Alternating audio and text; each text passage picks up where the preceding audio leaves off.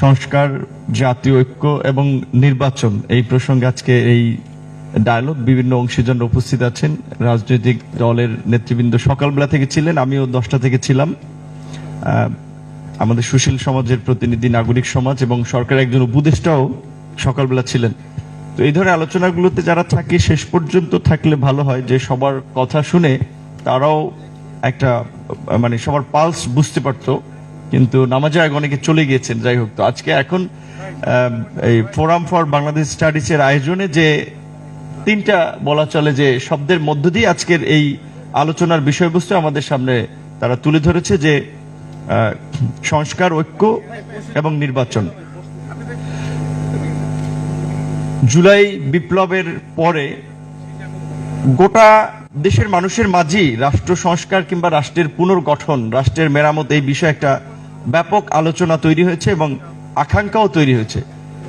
স্বাভাবিকভাবে এই সংস্কারগুলো করার জন্য বিশেষ করে আন্দোলনের অংশীজন থেকে শুরু করে বিভিন্ন স্টেক হোল্ডার, তাদের একটা ঐক্যমত্য প্রয়োজন। জুলাই বিপ্লবে যেভাবে ফ্যাসিবাদের পতনে সবাই একেবারে ঐক্যবদ্ধ হয়েছিল, কিংবা সবাই যেভাবে ইংরেজিতে বলে যে we are on the same page, যে একই বিন্দুতে ছিলাম, কিন্তু 5ই আগস্টের পরে বিশেষ করে সরকার গঠনের পর কিন্তু কিছুটা হলেও নানান কারণে আস্তে আস্তে একটু বিভক্তি স্পষ্ট হচ্ছে। এটা সত্য। এটা যতই আমরা পজিটিভ বলি, তারপর এটা একটা বাস্তবতা যে ঐক্য এবং সংস্কারের প্রশ্নে কিন্তু কিছুটা বিভাজন লক্ষ্য করা যাচ্ছে, যার ফলে হয়তো এই আলোচনাগুলোর প্রাসঙ্গিকতা আরো ব্যাপক মাত্রায় তৈরি হয়েছে এবং আজকের এই আলোচনা সেটার একটা ভিন্ন মাত্রা যোগ করেছে, যে এখানে একেবারেই গুরুত্বপূর্ণ সেক্টরের বিভিন্ন অংশীজনরা ছিলেন, তাদের মতামত দিয়েছেন। জুলাই বিপ্লব আমরা বলি 36 দিনের কথা, হয়তো আমরা হেডলাইন হিসেবে ইউজ করি, কিন্তু এটা ভুলে গেলে চলবে না যে আসলে জুলাইটা হঠাৎ করে চলে আসে নাই। দীর্ঘ এই 1.5 দশকের ধারাবাহিক সংগ্রামের একটা চূড়ান্ত পরিণতি ছিল এই জুলাইয়ের গণ অভ্যুত্থান এবং 5ই আগস্ট ফ্যাসিবাদের পতন। এমনকি এইটা একটা বাস্তবতা যে এখানে আমাদের একজন বক্তা, বিশেষ করে শহীদ পরিবারের পক্ষ থেকে যে কথা বলেছিলেন, একজন বলছিলেন যে 5 তারিখও কিন্তু আমি জানতাম না যে আসলে শেষ পর্যন্ত কি হচ্ছে পরিণতিটা। তো স্বাভাবিকভাবেই 5 তারিখের যদি এরকম একটা পরিবর্তিত পরিস্থিতি না হতো, আমরা এখানে তো আসতে পারতাম না, বসতে পারতাম না, আলোচনাও করতে পারতাম না। যেটা বিএনপির মহাসচিব বলছিলেন যে আমার এখানে একটা প্রোগ্রাম ছিল, বিএনপির মহাসচিব হিসেবে না, কৃষিবিদদের একটা প্রোগ্রাম, সমস্ত কিছু আয়োজন ছিল, কিন্তু তার সেই প্রোগ্রামও এখানে করার জন্য অনুমতি দেওয়া হয় নাই। তো আজকে এই পট পরিবর্তন না হলে আমাদের অনেকে অলরেডি তো জেলে চলে গিয়েছিলাম। আমরা 19শে জুলাই আমি গ্রেপ্তার হয়েছিলাম। এখানে জহিরুদ্দিন স্বপন ভাই আছেন, আরো অনেকে আছেন, সকালবেলা ছিলেন যারা জামাতের সেক্রেটারি জেনারেল, উনি বক্তব্য রেখেছেন, ওনারা জেলেই ছিলেন। কাজে আমাদের হয়তো কয়েক বছর অন্তত জেলেই পচে দিন শেষ করতে হতো। আজকের একটা পট পরিবর্তনের ফলে গোটা মানুষ একটা পরিবর্তিত পরিস্থিতি পেয়েছে, এখন মন খুলে কথা বলছে, রাষ্ট্র সংস্কারে আলাপ তুলছে। আমরা গত 16 বছর যে চিত্রটা দেখলাম, আরো সকালের একজন বক্তার কাছ থেকে উঠে এসেছে যে ক্ষমতা এককেন্দ্রিক হয়ে গেছে, এক ব্যক্তি কেন্দ্রিক।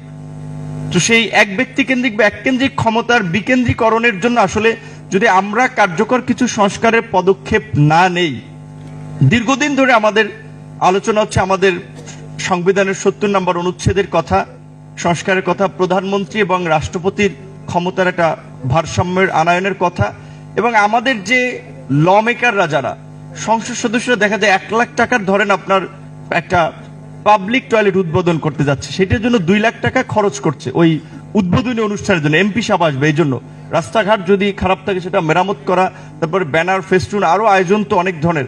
টিওনো সাহেব তার কাজ রেখে, ওসি সাহেব তার কাজ রেখে 1-1.5 লাখ টাকার একটা ছোট, কিংবা ধরেন 5-7 লাখ টাকার বা এরকম ছোট একটা রাস্তা উদ্বোধন করা, ছোট, এই কাজটা তো এমপির হওয়া উচিত না। সেক্ষেত্রে এখন দ্বিকক্ষ বিশিষ্ট পার্লামেন্টের কথা আসতেছে, দ্বিকক্ষ বিশিষ্ট পার্লামেন্ট হবে। বিএনপি সহ আমরা যারা যুগপৎ আন্দোলন করেছিলাম তারাও একটা 31 দফা দিয়েছি, সেখানেও আছে, কিন্তু কি প্রক্রিয়ায় হবে সেটা কিন্তু বলা নাই। আমাদের দলের পক্ষ থেকে আমরা সংস্কার কমিশনের কাছে একটা প্রস্তাবনা দিয়েছিলাম।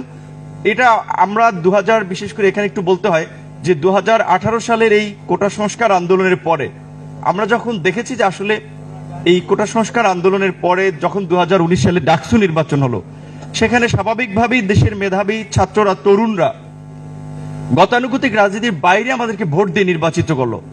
এবং এটা তো সবাই বলছিল যে দীর্ঘদিন ধরে তরুণরা রাজনীতি বিমুখ।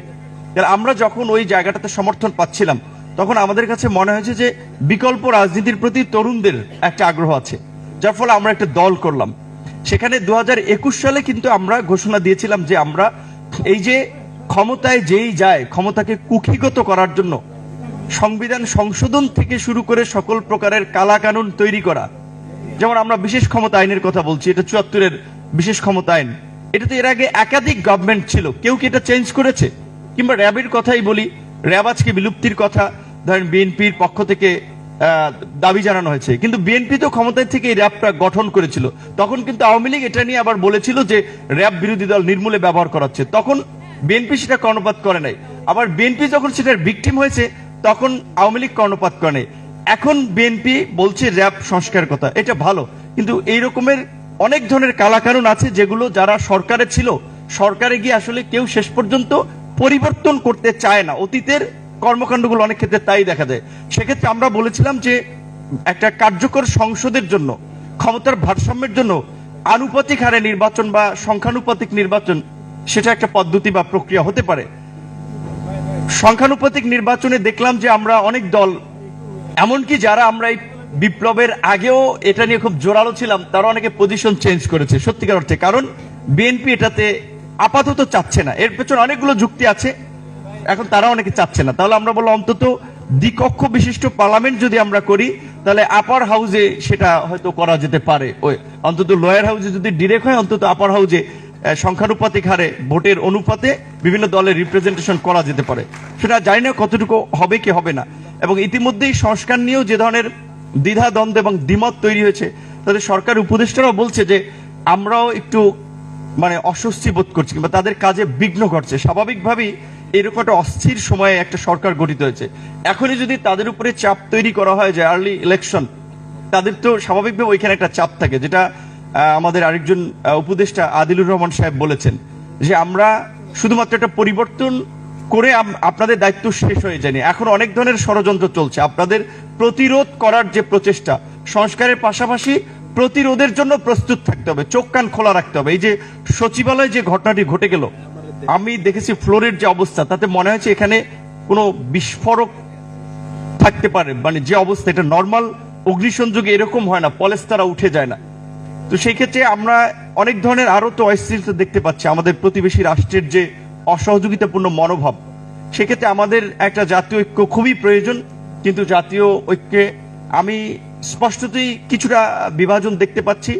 অনেক রাজনৈতিক দলই মঞ্চে এক রকমের কথা বলে, ভিতরে আরেক রকমের কথা বলে। এখানে এক ধরনের কথা বলে, বাট পলিসি লেভেলে যখন তাদের মধ্যে আলাপ আলোচনা হয়, ক্ষমতার ভাগ বটোয়ারা কেন্দ্রিক আলোচনা হয়, সেখানে আবার তাদের টোন টিউন আমি ভিন্ন রকম দেখি, শুনি। সেক্ষেত্রে যেটা আমাদের প্রধান উপদেষ্টা বলেছে যে ন্যূনতম সংস্কার যদি আপনারা চান, তাহলে আগামী বছর শেষের দিকে একটা ইলেকশন হতে পারে। তাহলে ন্যূনতম কিংবা এর চেয়ে যদি আমরা ধরি মাঝারি ধরনের সংস্কার ক্ষেত্রে আমরা কি কি সংস্কার মিনিমাম চাই? আমরা একটা জবাবদিহিতামূলক আইন শৃঙ্খলা বাহিনী চাই। এখন যেভাবে পুলিশ কিংবা প্রশাসনে অনেকে আবার একেবারেই প্রো বিএনপি জামাত হয়ে যাচ্ছে, তো সবাই দাবি করছে যে তারা বঞ্চিত। তো তারা যদি আবার আরেকটা রাজনৈতিক দলেরই প্রশাসনে থেকে প্রতিনিধিত্ব করতে চায়, তাহলে এই প্রশাসন তো হাসিনার প্রশাসনের চেয়ে বেটার কিছু হবে না। আপনি দেখেন ডিসিএসপি, ওসি ইউনো, দেখেন এখনই কোন ক্ষেত্রে তারা স্পষ্টত বিশেষ কোন রাজনৈতিক দলের পক্ষে অবস্থান নিয়ে নিচ্ছে। এখন ইন্টারিম গভর্নমেন্ট যদি তাদের অবস্থানটা এটা হয়, 1.5 বছর যেতে কিংবা 1-1.5 বছর পরে ইলেকশন হলে তারপরে কি হবে? এই প্রশাসন দিয়ে আপনি জবাবদিহিতামূলক ব্যবস্থা কিভাবে আশা করবেন? কিভাবে জনবান্ধব কর্মকাণ্ড আশা করবেন? সে তো আবার ওই আগের যারা ছিল আওয়ামী লীগকে খুশি করে তাদের নেতাদের সাথে দফা করে তারা প্রশাসন চালিয়েছে। সামনের পরিস্থিতি তাই হবে। প্রশাসনের উপরে যেন রাজনৈতিক দলের খবরদারি কিংবা সরকার, এটা তো একটা প্রতিষ্ঠান, সুতরাং সরকারের এমপি কিংবা মন্ত্রী চাইলে একজন ইউনোকে চাকরিচ্যুত করতে পারলো, এই ব্যবস্থা যেন না থাকে সেটাও নিশ্চিত করা দরকার। সেজন্য প্রশাসনের একটা কার্যকর সংস্কার এবং প্রশাসনের পদোন্নতির ক্ষেত্রে রাজনৈতিক বিবেচনা। আপনারা জানেন যে সচিব হচ্ছে এখন অনেকে, যারা অবসরে চলে গিয়েছিল তাদের ভেরিফিকেশন হচ্ছে। অর্থাৎ তারা যদি ধরেন আমাদের এই আন্দোলন সংগ্রামের স্পিরিটের পক্ষের লোক হয়, তাদেরকে আমরা পদোন্নতি দিচ্ছি। রাজনৈতিক সরকার এসে কি করবে? রাজনৈতিক সরকার কি তার বিরোধী এখন তো আওয়ামী লীগ নাই, আওয়ামী লীগ হাওয়া। এখন তো আমরা বিরোধী দলগুলো আছি, তাহলে এখানে একটা পক্ষ সরকার গঠন করবে, আরো অনেকগুলো পক্ষ বিরোধী হবে। তাহলে রাজনৈতিক সরকার যদি এই ভেরিফিকেশন করে, সে কি দেখবে যে তার মতের লোক আছে কিনা, না হলে তাকে সচিব পদে পদোন্নতি দেওয়া হবে না, জয়েন্ট সেক্রেটারি করা হবে না। তো এই যে আমলাতন্ত্রের খালি দোষ দিচ্ছেন, আমলাতন্ত্রকে তো করাপ্টেড কিংবা পলুটেড তো রাজনীতিবিদ আমরা করে দিচ্ছি। সেখানে এই আমলাতন্ত্রের সংস্কার ছাড়া জবাবদিহিতামূলক কিংবা জনবান্ধব প্রশাসন সম্ভব নয়। নির্বাচনের প্রশ্নে 91-90 কথা ধরেন, 3 জোটের রূপরেখা ছিল, 2 দলই ক্ষমতায় ছিল, কেউ কি রেখেছিল কথা? রাখে নাই। সেক্ষেত্রে নির্বাচনী ব্যবস্থার প্রশ্নে যেন আমরা একটা নির্বাচনকালীন সরকার নিয়ে ঐক্যমতে পৌঁছাতে পারি, যে নির্বাচনের সময় আমার কি ধরনের সরকার হবে, এবং এটা সংবিধানের প্রয়োজনে ইনসার্ট করা, যে সেটার একটা এই সরকারের মাধ্যমেই আমরা একটা ঐক্যমতে পৌঁছাতে পারি নির্বাচনকালীন সরকার বিষয়ে। এবং নির্বাচন কমিশনের স্বাধীন ক্ষমতা শক্তিশালী করার বিষয়ে অনেকদিন ধরে আলাপ আলোচনা আসছে। সেক্ষেত্রে কি কি পদক্ষেপ নেওয়া যেতে পারে, সেই বিষয়গুলো এখন তো এই সরকারের মাধ্যমে অন্তত আমরা করতে পারি। এবং বিশেষ করে মৌলিক সংস্কারের ক্ষেত্রে এখন আওয়ামী লীগের গত 16 বছরে শিক্ষা, স্বাস্থ্যের যে সংস্কৃতির যে চিত্র দেখে আমরা আওয়ামী লীগের তো মুক্তিযুদ্ধের আওয়ামী বয়ান বলতে হবে, যে মুক্তিযুদ্ধের একটা ন্যারেটিভ তারা তৈরি করেছিল, কালচারাল একটা ন্যারেটিভ উইথ ইন্ডিয়ান হেজিমনি তারা এখানে এস্টাবলিশ করেছে। সেক্ষেত্রে আমরা যদি এখানে এটার একটা কাউন্টার পজিটিভ ন্যারেটিভ তৈরি না করতে পারি, আমাদের একটা নিজস্ব বয়ান যদি তৈরি করতে না পারি, আবার আওয়ামী লীগের যতই আমরা ঠেকাতে চাই না কেন, আওয়ামী লীগের পুনর্বাসন হবে। আর আওয়ামী লীগের পুনর্বাসন হলে আওয়ামী লীগ যদি আসে, সেটা খুব ভয়ঙ্কর রূপে আসবে। সেটা এখন আসুক, 2 বছর পরে আসুক, আর 5 বছর পরে আসুক। তাই আমি সকলকে অনুরোধ করব, নির্বাচনের চ্যাপ্টারটা আমরা আলাপ আলোচনার মধ্যে দিয়ে একটা টেবিলে রাখি, এটা নিয়ে পাবলিকলি খুব বিতর্ক বা পাবলিকলি নিয়ে না আসি যে আবার আন্দোলনই করা লাগবে ভোটের জন্য, নির্বাচনের জন্য। আন্দোলন তো কিছুদিন আগেই করলাম, আমরা সবাই বলছি, উইথ বিএনপি চেয়ারপারসন, জামাতের আমির, সবাই বলছি আমাদের যে আমাদের সরকার। তাহলে আমাদের সরকারের কাছে আবার ভোটের জন্য কেন আমাদের 5ই অগস্টের মতো আবার আন্দোলন করা লাগবে? এই দৃষ্টিভঙ্গি পরিবর্তন করে এখন জাতীয় ঐক্যমতের ভিত্তিতে সংস্কারটা করা আমাদের জরুরি। তার জন্য যে সময়টা দরকার, আমার মনে হয় এখানে রেজওয়ান আপাকে আমরা দেখতে পাচ্ছি, আদিল ভাই ছিলেন, সুনির্দিষ্টভাবে তাদের একটা মেয়াদ উল্লেখ করা দরকার, যে এই সংস্কারগুলো যদি আপনারা চান তাহলে 1 বছর কিংবা 2 বছর, এবং এই 1-2 বছর আমাদের সরকারকে নিয়ে কোনো কোশ্চেন না করে তাদেরকে সহযোগিতা করে সংস্কারটা সফল করা দরকার। ধন্যবাদ।